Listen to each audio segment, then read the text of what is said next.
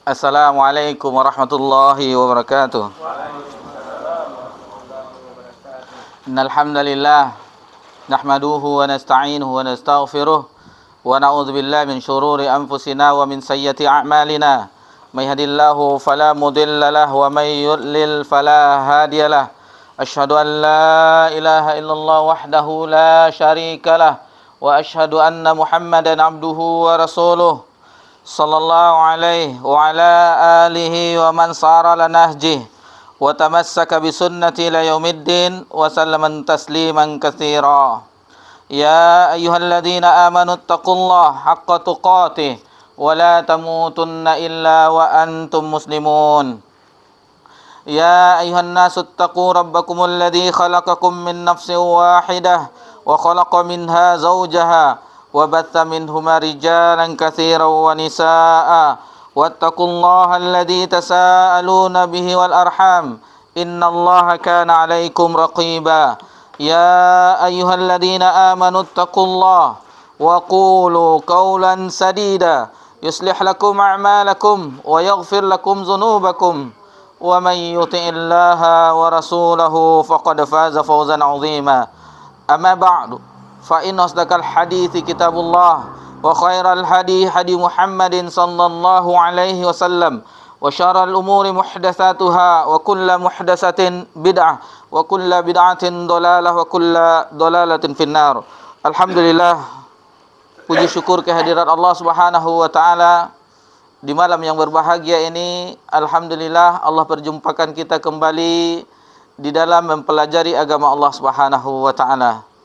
Sungguh agama Allah Subhanahu wa taala adalah penerang bagi jiwa kita, untuk mengarahkan kita, untuk membimbing kita menuju kebahagiaan dunia dan di akhirat. Sungguh ilmu berupa wahyu adalah sesuatu kemaslahatan bagi umat ini. Jadi kalaulah jaya, kalaulah maju, kalaulah umat ini kuat, kokoh, maka hendaklah mereka kembali disibukkan dengan firman Allah Subhanahu wa taala dan sabda-sabda Nabi yang mulia sallallahu alaihi wasallam. Dan ini merupakan tali kokoh hubungan kita dengan Rabbuna Jalla wa'ala, yaitu firman-Nya. Kita permisalkan seseorang yang mendapatkan surat kabar berita. Kalau sekarang tidak ada lagi, sekarang main WA.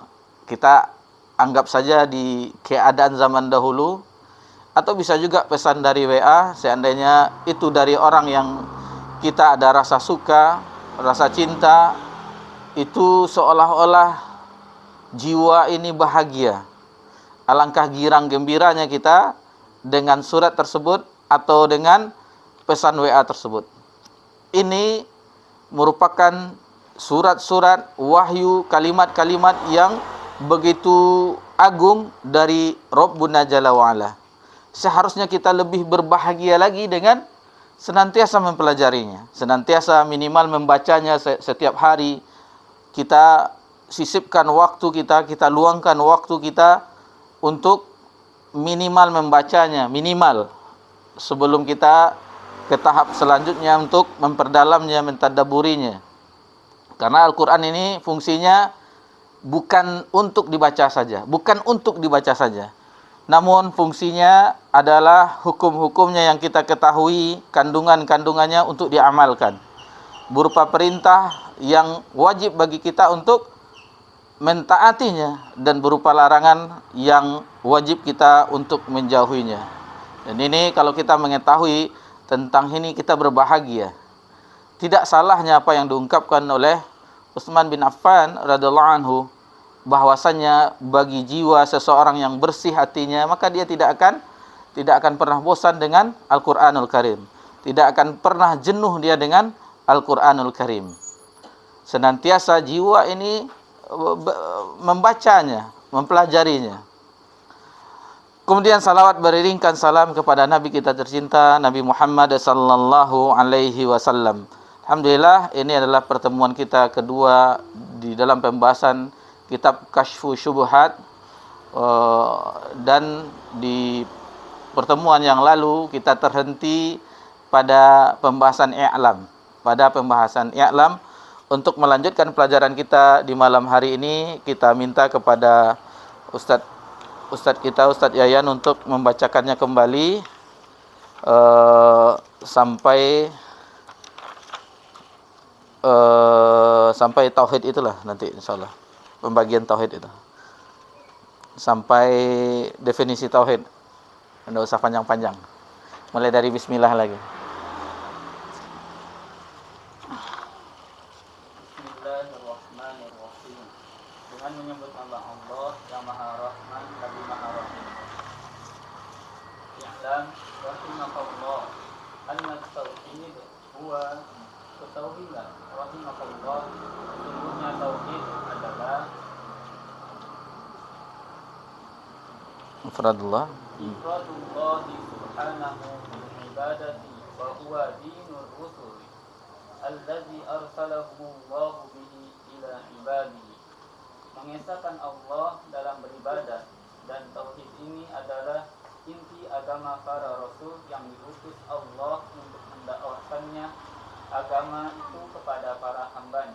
Baik, kita cukupkan sampai di situ. Mudah-mudahan insyaallah kita bisa sampai ke penggalan yang dibacakan matanya tadi. Jazakumullah khair wa barakallahu fikum.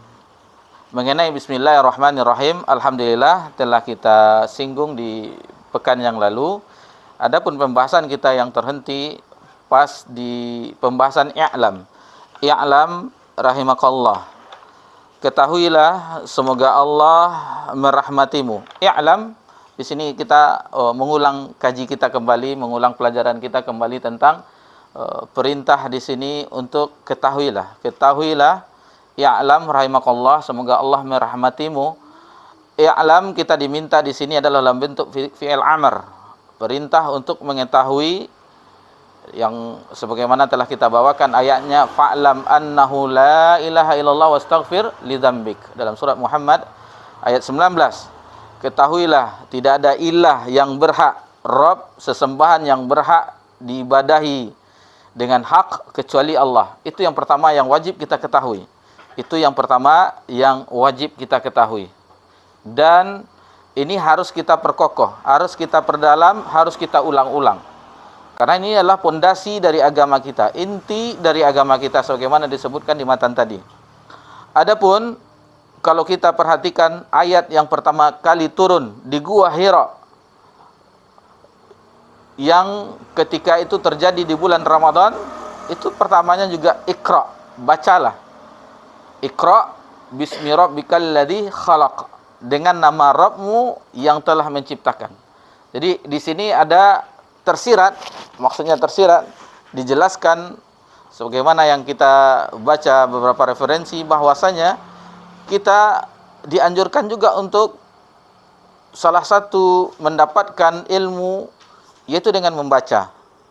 Dengan membaca, harus banyak membaca, karena kita ketahui bahwasanya kitab-kitab para ulama itu banyak. Kitab para ulama itu banyak, ribuan. Bahkan kalau kita kumpulkan dari zaman dahulu dalam bentuk makhtutat, itu kitab yang dalam bentuk makhtutat maksudnya masih tulisan tangan pakai tinta, makhtutat tulisan tangan pakai tinta dicelup. Zaman dulu kan model seperti itu. Atau di tahun 80-an yang isi ulang tinta, kadang-kadang banjir dia belepotan tulisan, itu kita masih menjumpakan itu. Kita tahun 80-an masih SD. Itu kalau zaman dahulu itu makhtutat itu dicelup baru dituliskan, itu dalam bentuk makhtutat. Dan itu masih banyak yang belum dirubah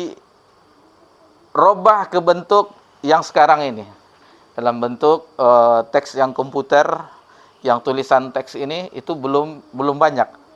Bahkan sebagian makhtutat itu sudah jadi bubuk karena sudah ratusan, mungkin ada ribuan tahun, sekitar tahun 200 Hijriah, 300 Hijriah, itu kan sudah lama. Itu bahkan kalau dipegang bubuk dia. Itu dan itu mahal sekali harganya.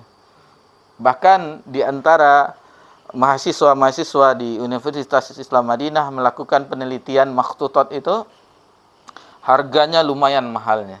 Karena bukan didapati di Arab Saudi, kadang didapati di barat, di Belanda, di Amerika. Entah kenapa sampai di situ tulisan-tulisan ulama terdahulu.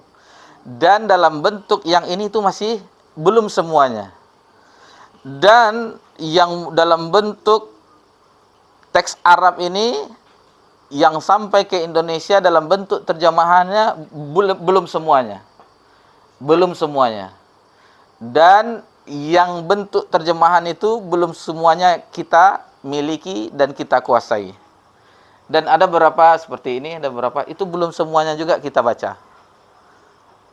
Ada beberapa, mungkin ada puluhan ini kitab yang ada di sini, buku tulisan, itu belum semuanya kita baca. Dan dari yang telah kita baca itu belum semuanya kita pahami.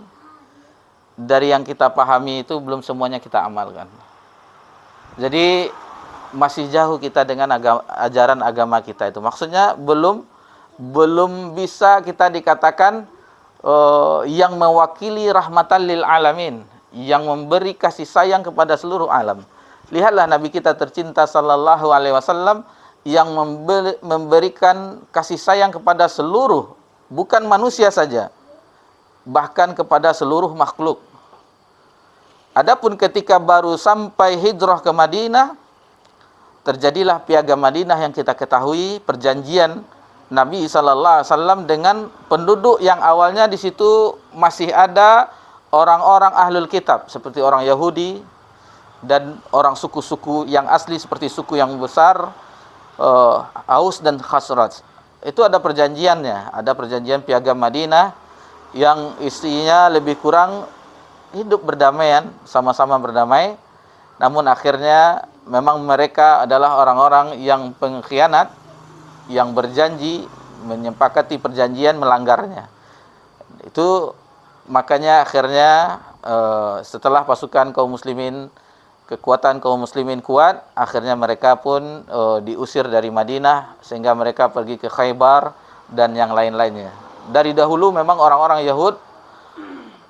Yahudi atau dikenal dengan nama, kalau untuk Yahudi itu celaan. Adapun dari Bani Israel memang dari dulu mereka orang-orang yang senantiasa kaum yang terusir. Dimulai bagaimana di zaman Fir'aun dikejar-kejar mereka, tapi Allah selamatkan dan ditenggelamkannya Fir'aun di Laut Merah. Bayangkan kasih sayang Allah, pertolongan Allah Subhanahu wa taala kepada hamba-hambanya. Fir'aun dengan tentaranya yang kuat, Allah tenggelamkan mereka. Sementara Nabi Musa waktu bayi Allah selamatkan. Tidak bisa berenang. Itu maha kuasa Allah, kasih sayang Allah Subhanahu wa taala terhadap hamba-hambanya. Itu diantara penggalan bagaimana Islam itu rahmatan lil alamin, yang memberi kasih sayang kepada umat. Bukan untuk manusia saja, kepada seluruh tumbuhan, kepada hewan-hewan. Nabi sallallahu alaihi wasallam menjumpai onta yang kalau liar istilahnya, seperti tidak suka melawan, lalu Nabi dekati, apa yang telah engkau berikan kepada ontamu? Lalu dikatakan begini-begini, dia bekerja terlalu berat, lalu makanan tidak diberikan dan segala macamnya. Karena Nabi SAW, bagaimana Nabi SAW menenangkan yang liar itu, bagaimana Nabi SAW menenangkannya. Begitu juga dengan tempat khutbah Nabi yang pertama, mimbar Nabi SAW, itu dari awalnya dari korma itu, tunggul korma. Setelah Nabi SAW tidak menggunakannya lagi untuk khutbah, maka itu pun menangis. Sehingga kalaulah tidak disabarkan oleh Nabi SAW, maka yang bekas mimbar Nabi SAW akan menangis sampai hari kiamat. Itu kita jumpai kisah-kisah tersebut di dalam hadis-hadis yang sahih. Itu beberapa cuplikan bagaimana sosok Nabi yang mulia sallallahu alaihi wasallam dengan misinya dari Rabbul Alamin yang membawa rahmat kepada sekalian alam. Lalu di sini definisi ilmu, huwa idraka syai' ala ma huwa alaihi idrakan jaziman. Maksudnya kita mengetahui sesuatu itu dengan sebenarnya. Itu ilmu. Berarti ilmu kita mengetahui dengan sebenarnya. Nanti ada tingkatan-tingkatannya, di antaranya selain daripada ilmu ada jahil basit. Itu orang yang jahil, orang yang tidak mengetahui yang sebenarnya. Dia tidak mengetahui seluruhnya. Itu jahil. Ada lagi tingkatannya yang di bawah jahil basit, itu jahil murakab. Jahil murakab adalah orang yang tidak mengetahui, dia tidak mengetahui sebenarnya, akan tetapi dia mengaku mengetahui.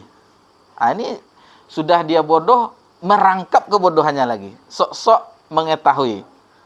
Ini banyak di media sosial. Ini banyak di media sosial.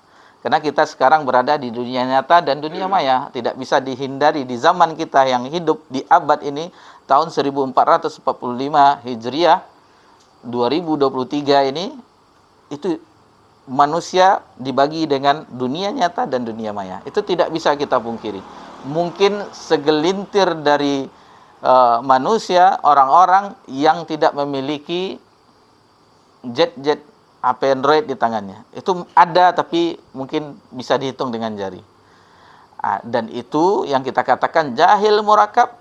Orang yang jahil, dia tidak mengetahui yang sebenarnya, tetapi mengaku mengetahui. Itu yang banyak. Waliyahzubillah.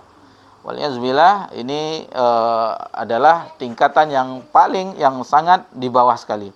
Lalu yang berikutnya adalah al-waham. Al-waham yaitu seseorang yang mengetahui.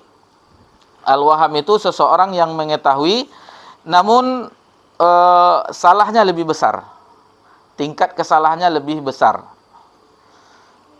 Kemudian asyak, praduga, asyak, ragu-ragu, yaitu syak itu ragu-ragu.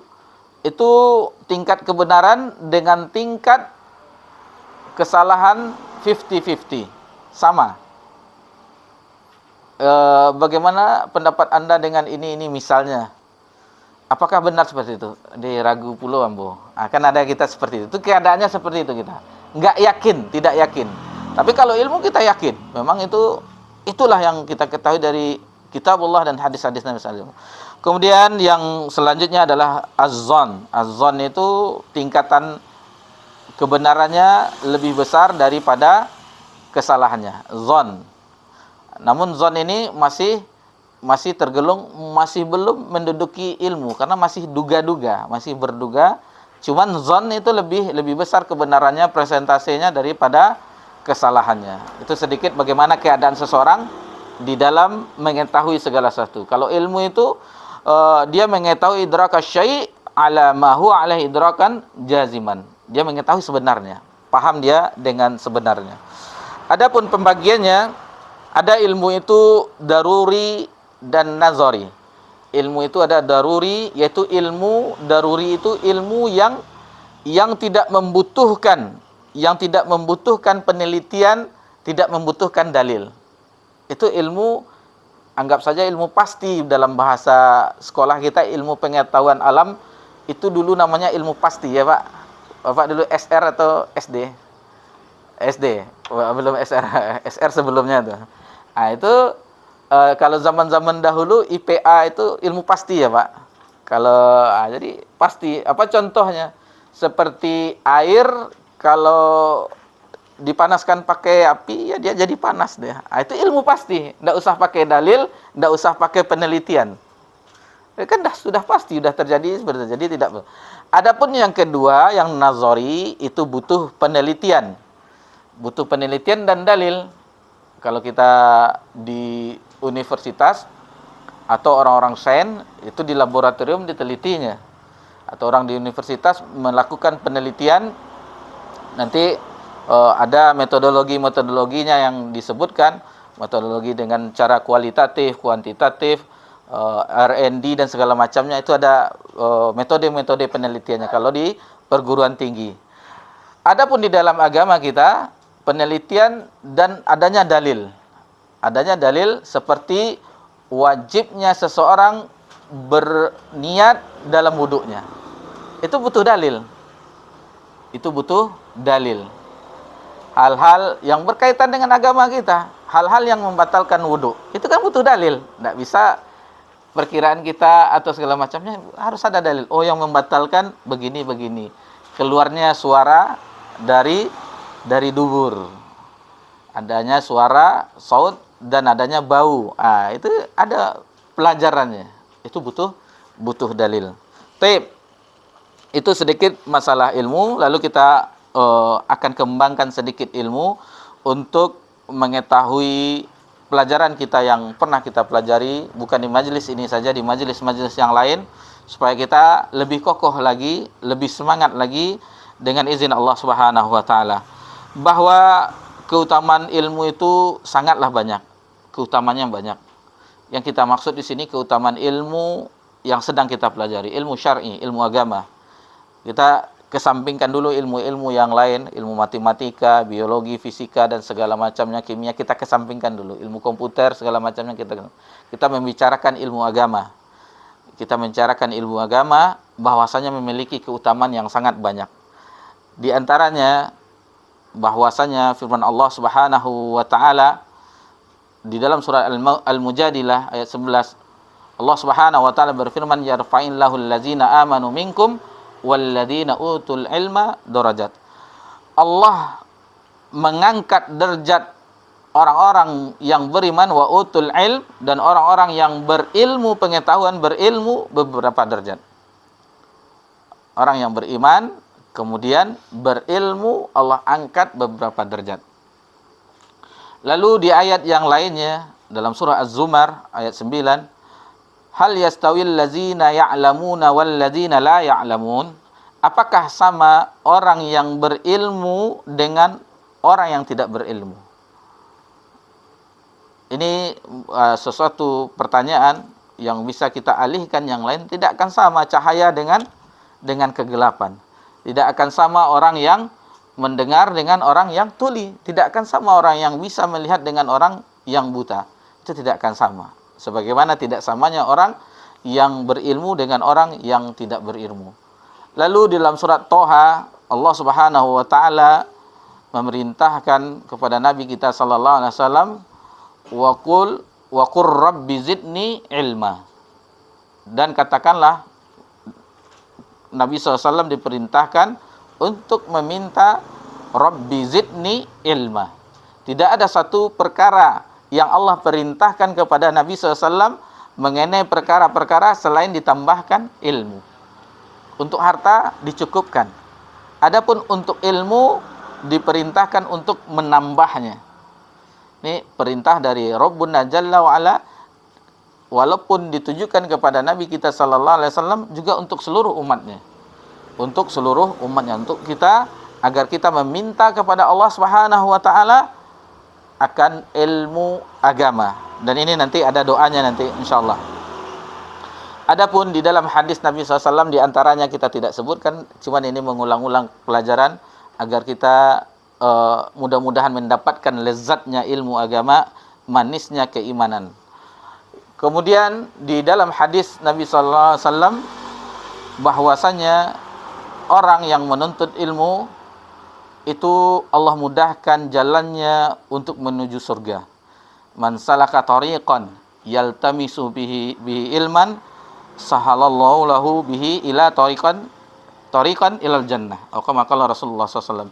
Barang siapa yang keluar dalam rangka menuntut ilmu agama, maka Allah mudahkan baginya jalan untuk menuju surga. Allah akan mudahkan baginya jalan menuju surga. Dan kalau kita perhatikan, kebaikan yang paling mudah di antara kebaikan-kebaikan amal yang selainnya adalah, di antaranya adalah menuntut ilmu agama. Di antaranya. Kenapa? Kita duduk di majelis ilmu itu sudah mendapatkan keutamaan yang sangat banyak. Kalau yang lain kita membutuhkan aksi gerakan, kalau puasa kita harus menahan haus dan dahaga, kalau yang lainnya apalagi jihad, itu akan mengorbankan jiwa, harta dan jiwa. Sementara ilmu hanya kita duduk, kita mendengar, dan kita pahami, itu sudah mendapatkan keutamaannya. Apalagi itu kita hadirkan niat yang ikhlas, itu mudah-mudahan dengan itu Allah bimbing kita, Allah tambah, Allah arahkan kita untuk kebaikan. Kemudian di hadis yang lain, may yuridillahu bihi khairan yufaqihu fid din. Barang siapa yang Allah inginkan kebaikan padanya, maka Allah akan faqihkan dia terhadap agama ini. Allah akan pahamkan dia terhadap agama ini.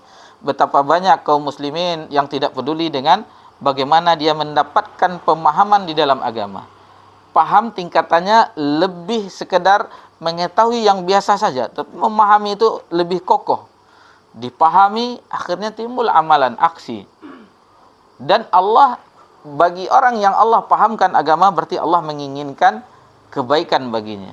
Dan bagi orang yang tidak menuntut ilmu agama, yang tidak Allah pahamkan, berarti Allah tidak menginginkan kebaikan bagi orang tersebut. Ini yang secara makna yang lain kita pahami. Dan hadis-hadis yang lain yang menunjukkan itu masih ilmunya, belum majelis ilmunya, belum yang lain-lainnya, belum kita berkumpul dengan orang-orang yang sama niatnya, yaitu untuk mengangkat kejahilan, dari diri kita dan untuk mengangkat kejahilan dari orang lain. Ini salah satu niat kita belajar, mengangkat kejahilan dari diri kita dan mengangkat kejahilan dari orang lain.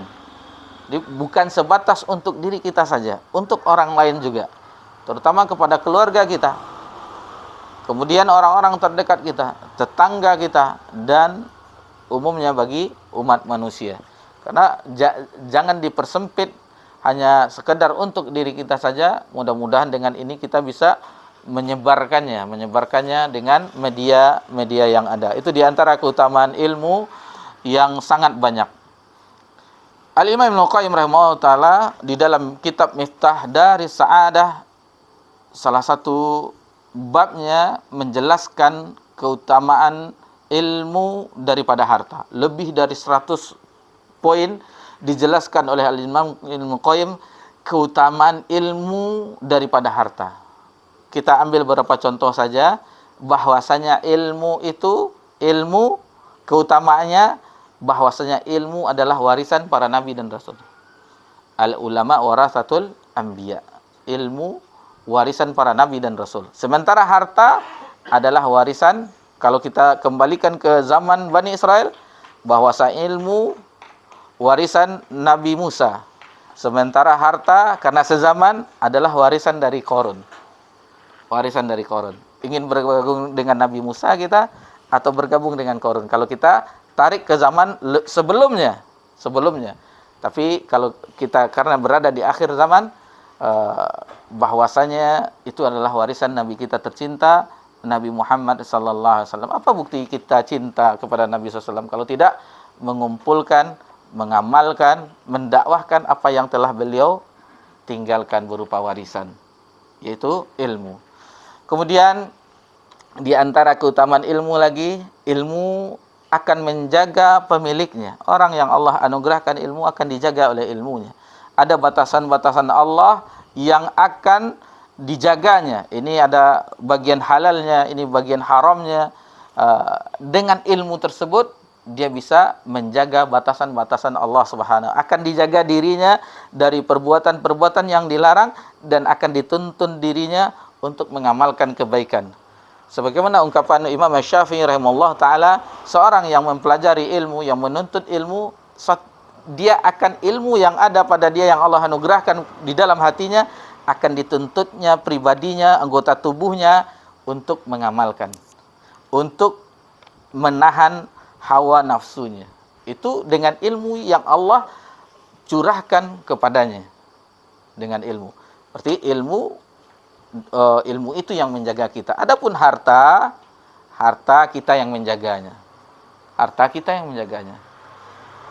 Dan betapa takutnya kita kehilangan harta, sesuatu berupa kendaraan, berupa perhiasan atau uang, itu kita jaga supaya tidak hilang. Masih banyak keutamaan ilmu dibandingkan harta. Kita cukupkan itu beberapa contoh saja. Tapi Dan orang yang memperoleh ilmu, maka dia tergolong orang yang berbahagia, mendapatkan kebaikan.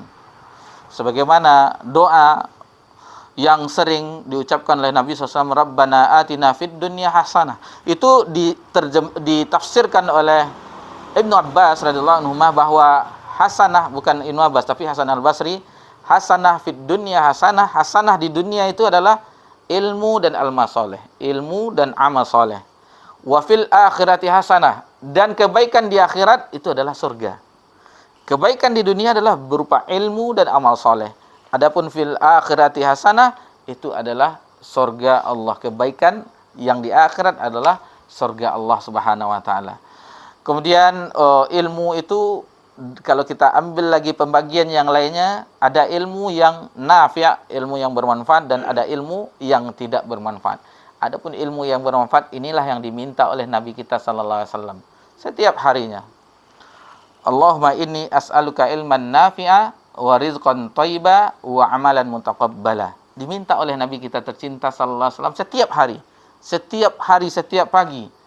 Itu termasuk salah satu bacaan zikir pagi. Adapun ilmu yang tidak bermanfaat adalah ilmu yang melalaikan, sebagaimana ungkapan Imam Syafi'i, ilmu itu kitabullah wa bil hadatsana. Maksudnya ilmu itu adalah kitabullah yang bil hadatsana, maksudnya hadis Nabi SAW. Selain itu adalah waswas syaitan, adalah kita dilalaikan oleh syaitan. Dan juga ada kisahnya Imam Syafi'i didebat oleh orang di Baghdad atau di Mesir atau di mana, dia pernah bertempat akan didebat oleh alim-alim ulama di situ. Orang itu membawa seluruh kitab-kitabnya. Adapun Imam Syafi'i rahimahullah cuma membawa satu mushaf saja. Lalu diungkapkan oleh Imam Syafi'i, kalian telah disibukkan dengan kitab-kitab yang kalian ada itu, sementara kalian melupakan Al-Qur'anul Karim. Jadi jangan sampai kita terlupakan dengan, walaupun kita berada di teknologi yang kita katakan tadi ada dunia maya, jangan sampai kita dilupakan oleh Al-Qur'anul Karim, karena itu adalah sumber ilmu, sumber cahaya, dan itulah hubungan tali yang kokoh kita terhadap Rabb kita, yaitu Al-Qur'anul Karim.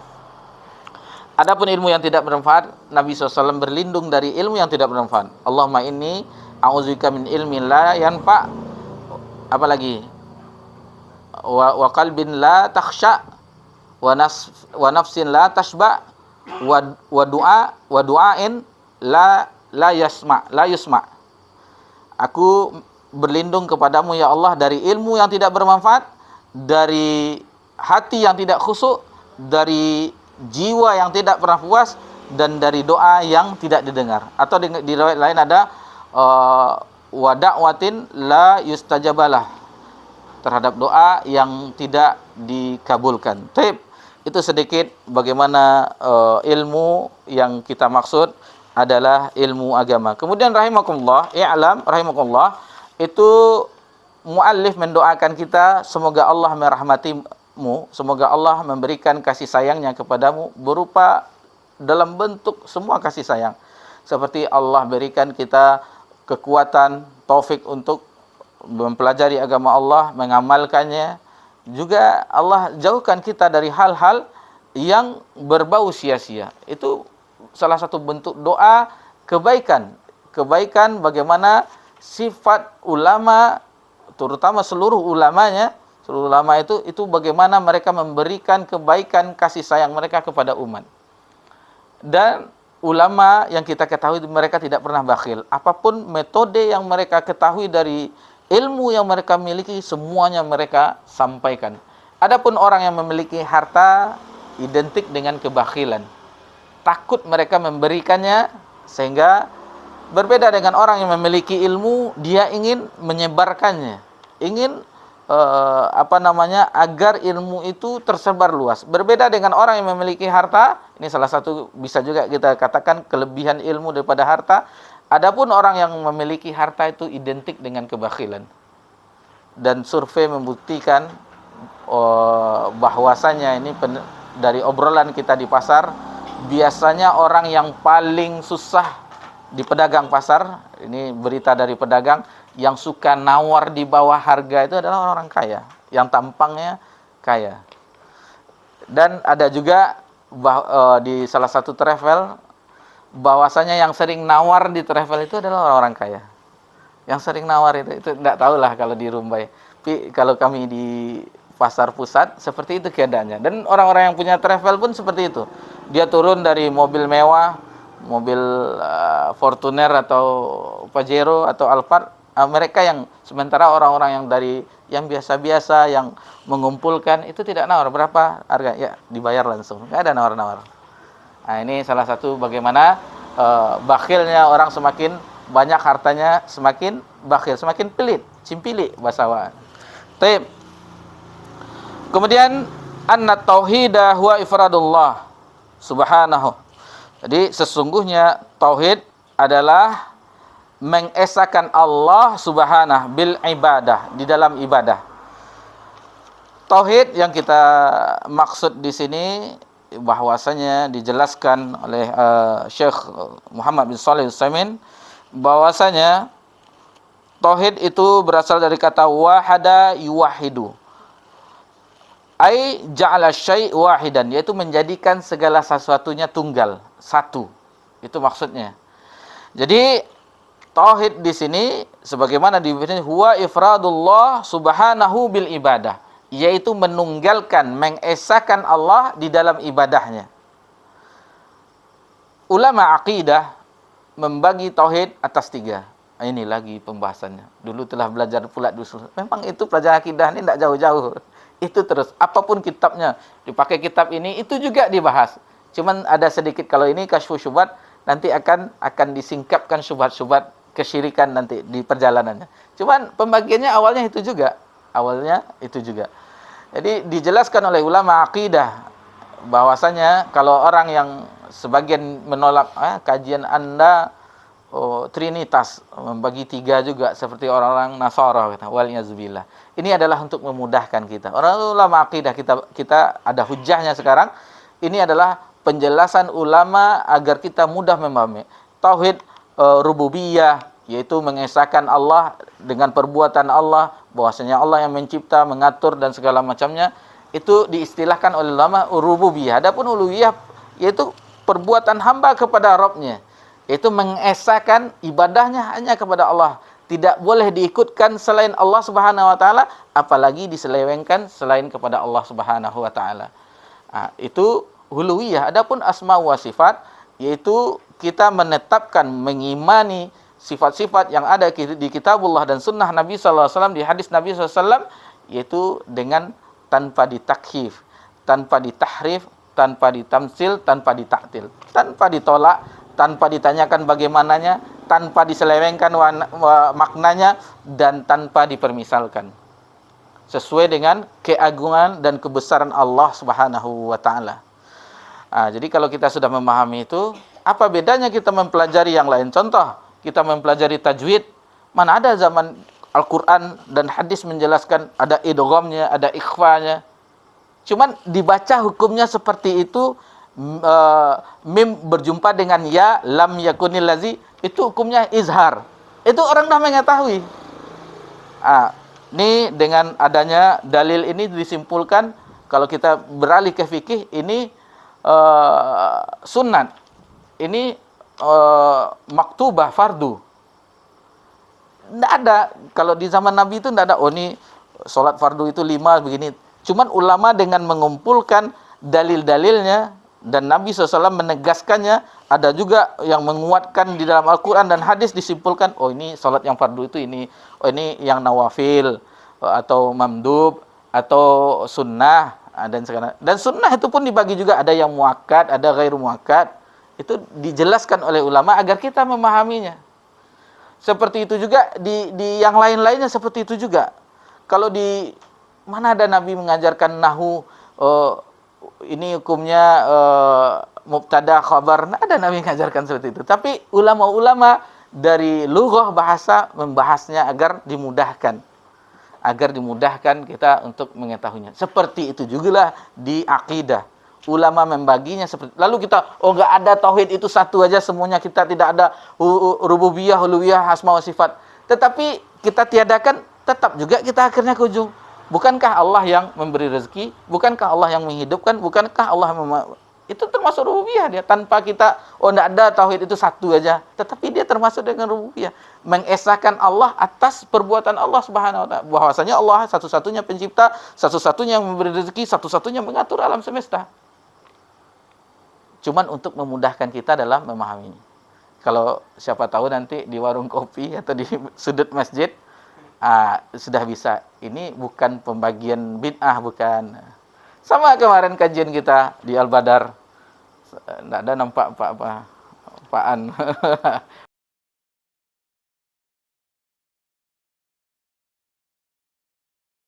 Di Al-Quran tidak ada, di hadis. Mana ada mukjizat istilahnya. Lalu diambil sinonimnya dari kata-kata yang lain seperti al-ayah, kemudian al-bayan, kemudian apalagi sultan dan yang lain-lainnya. Nah, jadi seperti itu. Nah, jadi kalau ada orang, kajian Anda membagi trinitas seperti orang Nasara, bantah dengan seperti itu. Taib. Kemudian dijelaskan lagi oleh mu'alif bahwasanya mu'alif membawakan definisi ifradullah subhanahu bil ibadah, ini termasuk tauhid rububiyah. Tauhid uluwiyah, tauhid ibadah. Dan untuk inilah kita harus mengembangkannya. Adapun dalil-dalilnya tauhid rububiyah sangat banyak. Begitu juga uluwiyah dan asma sifat. Di antaranya tauhid rububiyah adalah firman Allah Subhanahu wa taala dalam surah Az-Zumar ayat 62, Allahu khaliqu kulli syai'. Kemudian sesungguhnya Allah yang menciptakan segala sesuatu. Dalam surah Fatir, hal min khaliqin ghairullah yarzuqukum minas sama'i wal ardi la ilaha illahu. Dalam surah Fatir ayat 3. Apakah ada yang pencipta selain Allah yang telah memberikan rezeki dari langit dan bumi? Tidak ada ilah yang berhak diibadahi kecuali Dia. Tabarakallazi biyadil mulku wa huwa ala kulli syai'in qadir. Dalam surah Al-Mulk ayat yang kedua. Maksud Allah yang di sisinya lah kerajaan dan dialah di atas yang menguasai segala sesuatu. Kemudian alalahul khalqul wal amr tabarakallahu rabbul alamin. Dalam surah Al-A'raf ayat 54. Itu diantara masih banyak lagi. Kalau tidak hafal, apa dalil tauhid rububiyah? Alhamdulillahirabbil alamin. Itu dalilnya. Segala puji bagi Allah, Rabb semesta alam. Kalau tidak tahu ya ayat-ayat yang tadi. Selesai kan? Karena sudah azan, kita terhenti dari pelajaran tauhid tadi. Insyaallah adapun tentang huluwiyah, itulah tauhid yang sebenarnya nanti diperjelas di pembahasan selanjutnya, asma wa sifat. Mungkin tidak terlalu panjang disinggung di sini. Itu ada nanti spesialisasinya yang lain, kitab yang lain seperti kitab Al-Aqidah Wasithiyah, itu banyak diantaranya membahas mengenai asma wa sifat Allah Subhanahu wa taala. Demikianlah yang bisa kita pelajari. Alhamdulillah, ini adalah nikmat dari Allah Subhanahu wa taala. Adapun mudah-mudahan kita bisa diperjumpakan lagi di pertemuan berikutnya, bukan minggu depan tapi minggu satu laginya. Karena di minggu depan insyaallah kita di dakwah. Demikianlah yang bisa kita pelajari. Mohon maaf jika ada kekurangan dan kesalahan. Mudah-mudahan ini menjadikan amal kebaikan kita di sisa-sisa usia kita, yang entah sampai kapan Allah beri kesempatan kita hidup di permukaan bumi ini. Subhanakallahumma bihamdika asyhadu an la ilaha illa anta astaghfiruka wa atubu ilaik. Wassalamu ala nabi Muhammad sallallahu alaihi wasallam wa ala alihi washabbihi ajmain. Walhamdulillahirabbil alamin. Wassalamualaikum warahmatullahi wabarakatuh.